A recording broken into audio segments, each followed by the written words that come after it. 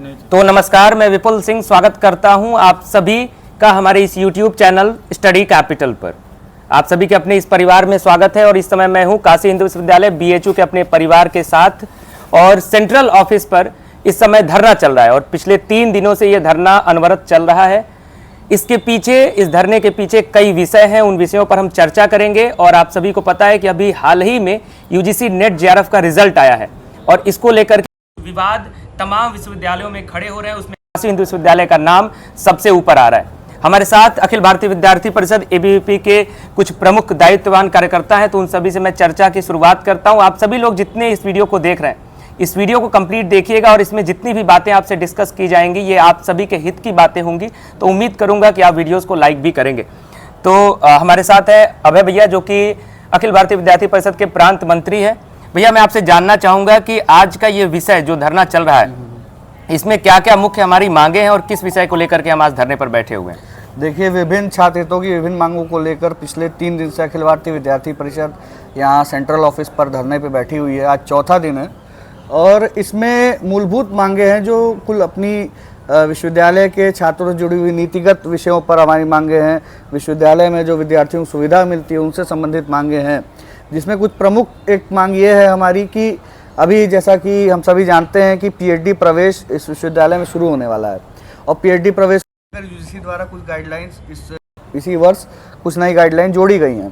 तो उसको लेकर विश्वविद्यालय ने काफ़ी एक तरफा रुख अख्तियार करते हुए, बिना विद्यार्थियों से, बिना छात्रों से कुछ चर्चा करते हुए, बिना शिक्षकों से बात किए, जो UGC की गाइडलाइन थी उसको हूबहू इस विश्वविद्यालय में उसको एक तरह से ज़बरदस्ती लागू करने का प्रयास किया है।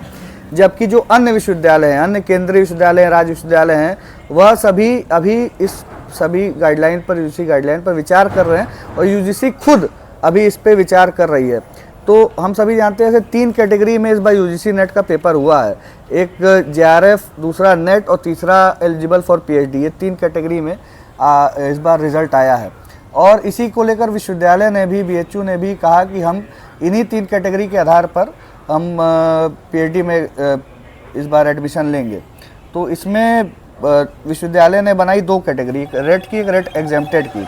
तो रेट एग्जेम्प्टेड में, यानी कि एग्जेम्प्टेड कैटेगरी जिसमें सीधा इंटरव्यू होगा, उसमें JRF जो क्वालिफाइड कैंडिडेट्स हैं उसको उन्होंने वरीयता दी है और उन्होंने कहा है कि हम 60% सीटें जो हैं, जैसे कि अगर एक विभाग में 10 सीटें आती हैं तो उस विभाग की 6 सीटें जो हैं वो एग्जेम्प्टेड में जाएंगी, उसमें सीधा इंटरव्यू से JRF के विद्यार्थी उसमें एडमिशन लेंगे। दूसरी एक कैटेगरी है जो कि रेट की है, जो रिसर्च एंट्रेंस टेस्ट विश्वविद्यालय पहले कराया करता था, उसकी जगह जो UGC नेट के स्कोर हैं उसको विश्वविद्यालय उस स्कोर को लेकर और प्लस आगे 30 नंबर का इंटरव्यू, यानी वहाँ भी JRF वाले ही एलिजिबल हो। हाँ, उसको लेकर विश्वविद्यालय एडमिशन लेगा। लेकिन उसमें एक बहुत बड़ी समस्या ये आती है कि विश्वविद्यालय ने कहा है कि जो JRF क्वालिफाइड कैंडिडेट हैं वो इन दोनों कैटेगरी में एलिजिबल रहेंगे और इसके साथ ही परीक्षा नियंत्रक जो यहाँ के, जो पूरी एंट्रेंस की व्यवस्था देखते हैं, एडमिशन की व्यवस्था देखते हैं, परीक्षाओं की व्यवस्था देखते हैं, उनका एक बयान आया है कि वो इंटरव्यू के लिए, यानी कि रेट में भी इंटरव्यू के लिए एक सीट पर 5 कैंडिडेट को बुलाएंगे। तो नेचुरली इसमें ये होगा कि चूंकि JRF सभी कैटेगरी में एलिजिबल हैं और एक सीट पर अगर 5 कैंडिडेट को इंटरव्यू के लिए कॉल किया जाता है तो दोनों ही कैटेगरी में सिर्फ और सिर्फ JRF को ही एडमिशन मिलेगा और जो नेट की पास छात्र हैं उनको किसी भी कीमत पर, नेट और एलिजिबल फॉर PhD, उनको BHU में शोध के लिए प्रवेश नहीं मिल पाएगा, वो किसी कीमत पर नहीं मिल पाएगा। इसी के साथ कुछ ऐसे विषय भी हैं जिनके नेट के एग्जाम में सोशल एक्सक्लूजन एक यहाँ विश्वविद्यालय में PG चलता है, देश के कुछ अन्य विश्वविद्यालयों में भी चलता है। तो विश्वविद्यालय उसमें प्रवेश के लिए अभी तक MPhil जो सेंटर पे होती थी उसको आधार बना के करता था, परंतु एकाएक विश्वविद्यालय ने कहा कि हम MPhil को नहीं, हम नेट का एग्ज़ाम इसमें मानेंगे। परंतु पूर्व में ये नहीं बताया गया उस केंद्र के विद्यार्थियों को कि आपको किस विषय से नेट क्लियर करना है। अगर आप MA सोशल एक्सक्लूजन के छात्र हैं तो आपको नहीं पता है कि आपको किस विषय से नेट क्लियर करना है कि विश्वविद्यालय में आप शोध में प्रवेश के लिए एलिजिबल रहेंगे। तो ये कुछ मांगे हैं, इन सब मांगों को लेकर हम यहाँ बैठे हैं। हम चाहते हैं कि ये जो एक कॉलिंग वाला आधार है कि एक सीट पर 5, इसको तत्काल विश्वविद्यालय इस निर्णय को वापस ले और जो पूर्व की तरह जितने भी लोग क्वालिफाई कर रहे हैं सबको अवसर दिया जाए। इंटरव्यू में बैठने का।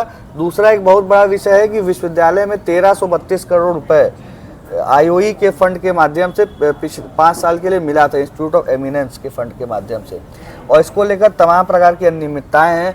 तमाम वो जो 1332 करोड़ में से 600-700 करोड़ रुपए विश्वविद्यालय ने खर्च किया है, उसमें किस मद में पैसा गया है, तमाम ऐसी जो गैर जरूरी सलाहकारों की नियुक्ति विश्वविद्यालय ने की है, जिसका जवाब और उनका नाम भी देने को विश्वविद्यालय तैयार नहीं है। उन सलाहकारों की नियुक्ति के बावजूद विश्वविद्यालय में प्रवेश से लेकर शिक्षण की, सुरक्षा की, सभी प्रकार की गतिविधियां एकदम लचर हैं, और उन्हीं को ठीक करने के नाम पर विश्वविद्यालय में सलाहकारों की नियुक्ति की गई थी, लेकिन वो सलाहकार एकदम बेफिजूल के साबित हुए हैं। इसके अलावा कई अन्य मदों में जो धन गया है, कहाँ खर्चा हुआ है, इसको लेकर ऑडिटिंग कुछ नहीं की है, और उसका रिव्यू करने के लिए जो कमेटी बनाई गई उसमें पूर्व वाइस चांसलर जिनके समय वो पैसा आया था उन्हीं को उसका अध्यक्ष बना दिया गया।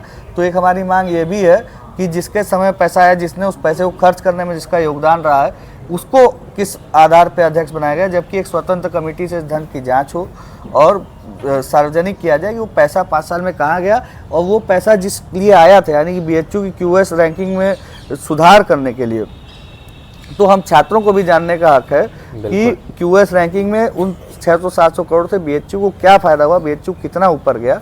इसके साथ ही अन्य भी 14-15-16 हमारी मांगे हैं, जो अभी बाकी भास्कर जी, प्रशांत भैया लोग बताएंगे आपको। तो इस पर चर्चा अभी हम अन्य लोगों से भी जारी रखेंगे। अभी तक जितना मुद्दा हमें समझ में आया, विषय कुछ इस तरीके से है कि विश्वविद्यालय में जो फंड आ रहा है उसकी जानकारी विद्यार्थियों को नहीं है कि 1314 करोड़ पिछले वर्षों में आए हुए पैसे विश्वविद्यालय के किसी भी इंफ्रास्ट्रक्चर में खर्च नहीं हुए, किसी भी ग्रोथ में, किसी भी डेवलपमेंट में खर्च नहीं हुए, तो आखिर वो पैसे गए कहाँ। यानी एक बड़ा भ्रष्टाचार का आरोप विश्वविद्यालय के पूरे प्रशासन पर लग रहा है।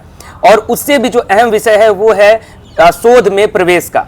हम जानते हैं कि यूजीसी की जो परीक्षा होती है नेट जेआरएफ की, उसमें 3 तरीके का क्राइटेरिया इस वर्ष से अपनाया गया है। यानी जेआरएफ के लिए एक अलग क्राइटेरिया अपनाया गया है, नेट के लिए एक अलग क्राइटेरिया अपनाया गया है, और पीएचडी ओनली के लिए एक अलग क्राइटेरिया अपनाया गया है। अगर यूजीसी ने पीएचडी ओनली का भी एक क्राइटेरिया दिया है, तो विश्वविद्यालय अगर पीएचडी ओनली वाले स्टूडेंट्स को एलिजिबल नहीं करेंगे शोध के लिए, तो फिर उनको उस एंट्रेंस उस परीक्षा में इस वर्टिकल को बनाने का कोई भी औचित्य हमारे सामने नजर नहीं आता है। हम अन्य लोगों से भी बातचीत का सिलसिला जो है जारी रखेंगे। हमारे साथ भास्करादित्य त्रिपाठी जी हैं, जो कि इकाई मंत्री हैं काशी हिंदू विश्वविद्यालय के अखिल भारतीय विद्यार्थी परिषद के। भास्कर, मैं आपसे शोध के इस विषय पर जानना चाहूँगा कि ये जो विषय है, आप भी जानते हैं कि यूजीसी की जो परीक्षा है वो 3 वर्टिकल्स में कराई जा रही है, 3 तरीके से उसके रिजल्ट को दिया जा रहा है बच्चों को, कोई जेआरएफ हो रहा है, कोई नेट हो रहा है, कोई पीएचडी ओनली के लिए।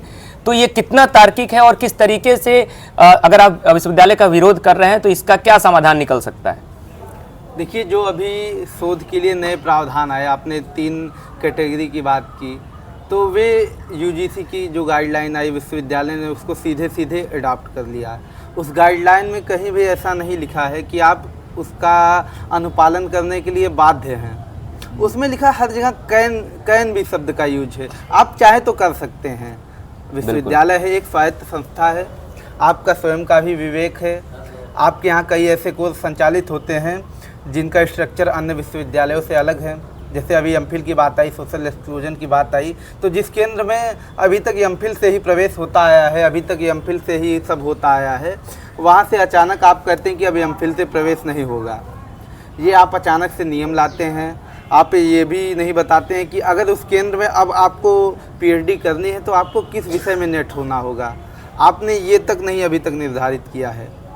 तो किसी भी नियम को लागू करने से पहले हमें अपने विश्वविद्यालय की भी स्थिति देखनी है कि क्या स्थिति है, किस कोर्स पे इसका क्या प्रभाव पड़ेगा। संस्कृत विद्या, धर्म विज्ञान संकाय के कई ऐसे कोर्स हैं जिनमें प्रवेश बाधित हो जाएगा, कई सीटें खाली रह जाएंगी। बिल्कुल। तो मुझे लगता है कि विश्वविद्यालय ने जो निर्णय लिया है कि किस तरीके से वो शोध में इस बार प्रवेश देंगे, ये कहीं ना कहीं उन्होंने भविष्य को सोचा नहीं है, उन्होंने आगे देखा नहीं है कि बाकी डिपार्टमेंट से मुझे लगता है चर्चा नहीं की है। और एक होता है कि तानाशाही रवैया अपनाते हुए उन्होंने डिसीजन लिया है, और ये डिसीजन शायद इस विश्वविद्यालय के पूरे नियमावली पर भारी पड़ सकता है, क्योंकि ये नियमावली जो नई बनी है ये पूरी तरह से तानाशाही नियमावली अभी तक समझ आ रही है, जितना कि परिषद के जितने भी सदस्य हैं वो बता रहे हैं। और इसी वजह से धरने पर ये लोग पिछले 3 दिनों से बैठे हुए हैं, और मुझे लग रहा है कि ये धरना तब तक चलने वाला है जब तक इनकी मांगे पूरी नहीं हो जाती। हमारे साथ इकाई अध्यक्ष हैं अखिल भारतीय विद्यार्थी परिषद के प्रशांत भैया। तो भैया मैं आपसे ये जानना चाहूँगा कि इस धरने के अन्य और भी कौन कौन से विषय हैं विश्वविद्यालय में और कितनी अनियमितताएं चल रही हैं और आपकी मांगे किस प्रकार से हैं? जैसा कि अनियमितताओं की जब बात होती है तो अनियमितताएं तो इतनी सारी अनियमितताएं हैं कि हम गिनते गिनते थक जाएंगे। लेकिन होता है कि कुछ प्रमुख मुद्दे जो छात्र हितों से जुड़े हैं, हम उन प्रमुख मुद्दों के साथ यहाँ बैठे हुए हैं।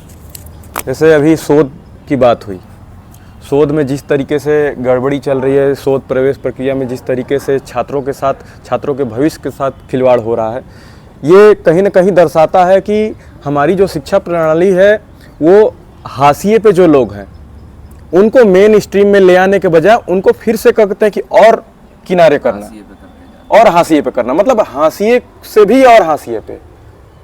एक किसान का परिवार का लड़का, ये हमारा जो भारत है ये ग्लोबल विलेज इसे कहते हैं।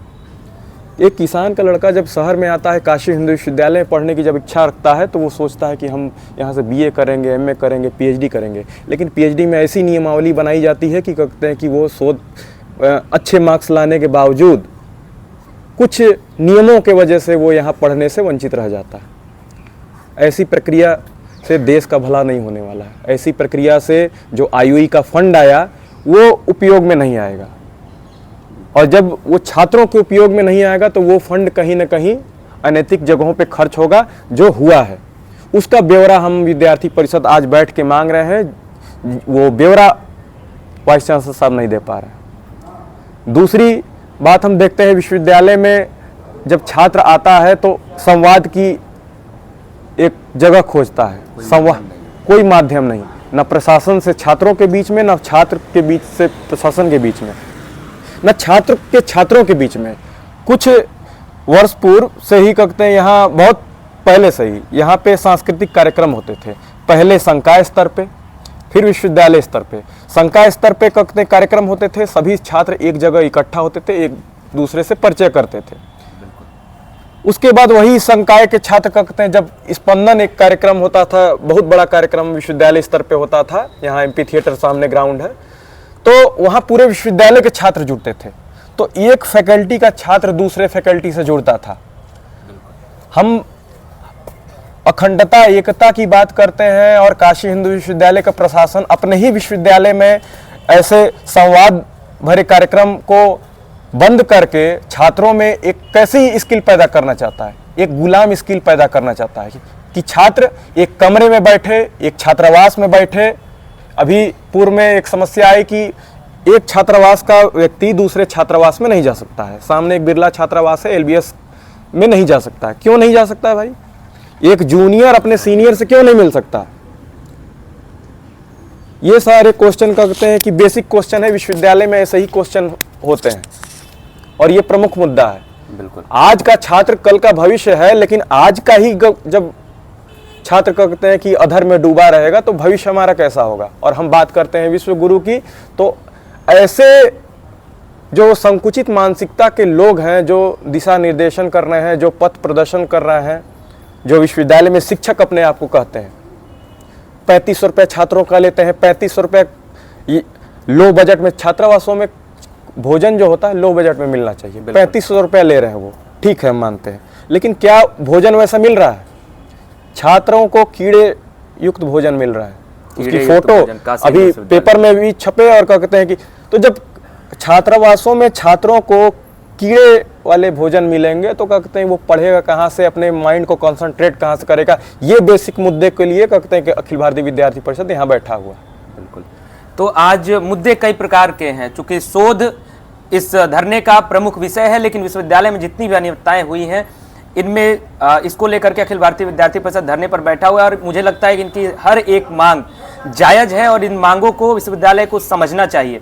विश्वविद्यालय की जो कमेटी है, विश्वविद्यालय का जो आला प्रशासन है, इनको ये इस बात को समझना चाहिए कि अगर विद्यार्थी धरने पर बैठा है तो विद्यार्थी ऐसे ही नहीं है कि अपने हॉस्टल से उठा और आकर के धरने पर बैठ गया। हमारे साथ कुछ और लोग हैं जिनसे हम चर्चा करेंगे, क्योंकि उनकी भी ज़रूरतें हैं, और अगर ज़रूरत है तभी विद्यार्थी यहाँ धरने पर बैठा हुआ है। किसी को कोई इस तरीके का कोई दबाव नहीं है कि ये इस खुले आसमान के नीचे अपना हॉस्टल का कमरा छोड़ करके आज आकर के मच्छर के बीच में बैठा हुआ पिछले 3 दिनों से अपने जो गुजारा है वो इस सेंट्रल ऑफिस के सामने बाहर गेट के बाहर कर रहा है। हमारे साथ कुछ और विद्यार्थी हैं, ये लोग शोध की तरफ आगे बढ़ रहे हैं, इन्हें भी शोध करना है।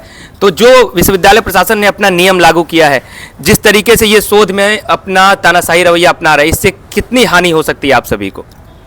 बिल्कुल इसमें हानि हो रही है। जो छात्र कुछ नंबरों से या कुछ पॉइंट से जिनका जेआरएफ रुक रहा है, वो सिर्फ जेआरएफ ना होने की वजह से एडमिशन नहीं पाएंगे। नेट है, सिर्फ 1 नंबर अगर कम है, हमारे बीच में शुभम जी हैं, इनका सिर्फ 1 क्वेश्चन से रुक रहा है। तो ऐसे ही कुछ छात्र हैं, सिर्फ जेआरएफ नहीं, उसकी वजह से एडमिशन, जो नेट है उनको एकदम से बाहर किया जा रहा है। यही क्योंकि बिल्कुल उनकी कोई सुनवाई नहीं है कि नेट है तो एकदम बाहर रहिए। क्राइटेरिया 3 बनाया गया है, लेकिन एडमिशन सिर्फ जेआरएफ वालों का ये लोग देना चाह रहे हैं, जो अभी तक ऐसा कुछ नहीं था। ये नई गाइडलाइन आई है, ज़बरदस्ती अपने ऊपर लोग ये यहाँ चालू करना चाहते हैं। ऐसा कोई वहाँ से नहीं है, दबाव नहीं है कि आप चालू ही करें। बहुत से विश्वविद्यालय कहीं सब जगह ऐसा नहीं हुआ है, सिर्फ काशी हिंदू विश्वविद्यालय में ये अभी नई प्रक्रिया चालू होने जा रही है। बिल्कुल शुभम जी, मैं आपसे जानना चाहूँगा कि ये जो निर्णय हुआ है शोध में प्रवेश को लेकर के, इस निर्णय पर आपके क्या विचार हैं? विचार यही है कि हम लोगों ने जो अभी तक की पूरी पढ़ाई की, खास करके आप एलकेजी से आइए तो कम से कम एक विद्यार्थी निश्चित रूप से 17 वर्ष 18 वर्ष पढ़ करके मास्टर्स पास करता है। और एमए पास करने के बाद, चूँकि हमारा जो कोर्स है तो एमए इन हिंदू स्टडीज़, पूरे देश में इसका ढिंढोरा पीटा गया और बीएचयू को क्रेडिट दी गई। बीएचयू ने कोर्स बनाया और बनारस हिंदू यूनिवर्सिटी ने जो एमए इन हिंदू स्टडीज का कोर्स बनाया, उसको यूजीसी ने अडॉप्ट किया और देश की लगभग प्रतिष्ठित विश्वविद्यालयों में धीरे धीरे कोर्स आना शुरू हुआ। लेकिन जो बीएचयू ये कोर्स ले करके आया था, उसके 2nd बैच के हम पास आउट छात्र हैं। आज बीएचयू प्रशासन, भारत अध्ययन केंद्र, जहाँ से हमने पढ़ा, किसी के कान पर ये जू नहीं रेंग रही है कि इन छात्रों ने, चूँकि हमारा यूजीसी नेट का 5वां या 6ठा पेपर हो गया है हिंदू स्टडीज का, बिल्कुल अभी तक शोध में एक भी सीट बीएचयू ने नहीं दिया। हम 2nd बैच पास आउट हैं। जो 3rd बैच है वो भी 2nd ईयर में है, उसका 3rd सेमेस्टर है, 4-6 महीने बाद वो भी पास हो जाएगा, 3rd बैच पास हो जाएगा। आज तक एक भी प्रवेश की सीट नहीं आई पीएचडी के लिए। पहला विषय हुआ। दूसरा, अभी जो आया है 3 दिन पहले यूजीसी नेट जेआरएफ का रिजल्ट, तो उसमें जो आप चर्चा आई, सभी लोगों ने जो रखा कि केवल जो ये नया नेम बीएचयू लाने जा रहा है, इससे केवल जेआरएफ वालों का एडमिशन होगा। मैं अगर खुद की स्वयं की बात करूं तो मेरा 214 अंक आया, 107 क्वेश्चन हमारे सही हुए जनरल ईडब्ल्यूएस कैटेगरी में, 216 पर जेआरएफ हुआ, यानी कि एक क्वेश्चन 2 अंक से मेरा रह गया। तो इसका तात्पर्य यही हुआ कि अब तक जो हमने पढ़ाई की वो सब मार्कशीट ला करके हम एक सामूहिक, जितने भी छात्र बैठे, एक हवन करें, या हवन करें, क्या करें, एक निशाचरी अग्नि प्रज्वलित करें, क्योंकि हवन पवित्र अग्नि होती है। एक निशाचरी अग्नि प्रज्वलित करें और बीएचयू के गेट पर या कहीं पर, या तो हम लोग स्वयं आत्मदाह कर लें या अपनी डिग्रियों का आत्मदाह करके वहां पर एक ई रिक्शा निकालें या ऑटो निकालें या कुछ भी निकालें, हम लोग अपने जीवन यापन का कोई अन्य मार्ग खोजें, क्योंकि अब शिक्षा के क्षेत्र में हम लोग कुछ कर पाएंगे ऐसा नहीं लग रहा है।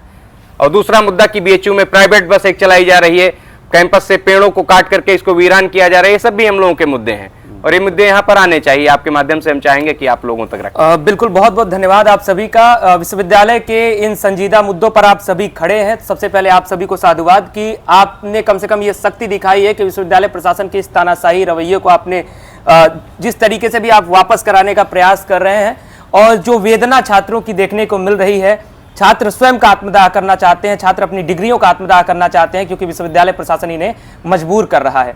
उम्मीद करता हूं कि विश्वविद्यालय प्रशासन तक हमारी आवाज, इन छात्रों की आवाज पहुंच रही होगी, और अगर आवाज आप सभी तक पहुंच रही हो तो महोदय इसका ध्यान दें कि छात्र विश्वविद्यालय में आता है पढ़ने के लिए, अपना घर बार छोड़ करके पढ़ने के लिए आता है, यहाँ ऑटो और ई रिक्शा चलाने के लिए नहीं आता है। छात्रों को आप इस तरीके से मजबूर न करें। और विश्वविद्यालय में और जो अन्य अनियमितताएं चल रही हैं, जैसा कि हम देख रहे हैं कि हमारे भी आँख के सामने प्राइवेट बसें चलती हैं, प्राइवेट बस कभी काशी हिंदू विश्वविद्यालय में चली नहीं, फ्री बस सेवा की बात हम लोग करते हैं। और अगर इस तरीके से नियम बदलेगा तो शायद महामना के जो सपने हैं उन सपनों को भी एक गहरी चोट पहुंचेगी। अभी फिलहाल इन्हीं शब्दों के साथ इस वीडियो को हम एंड करते हैं। आप इस वीडियो को शेयर करते हुए सभी तक पहुंचाएं, विश्वविद्यालय प्रशासन तक पहुंचाएं, और अन्य जहां भी आप पहुंचा सकते हैं जो इस मुद्दे को कुछ भी अगर थोड़ा सा बूस्ट कर सकता है, स्टूडेंट्स के हित में अगर खड़ा हो सकता है, तो जरूर आप उनको जोड़ें। हम आपके साथ ऐसे ही जुड़े रहेंगे, छात्रों के साथ हमेशा जुड़े रहेंगे, और हर समय छात्र हित के जो जितने भी मुद्दे होंगे उन मुद्दों के साथ हम खड़े रहेंगे। अभी के लिए इस वीडियो में इतना ही। बहुत बहुत धन्यवाद। नमस्कार।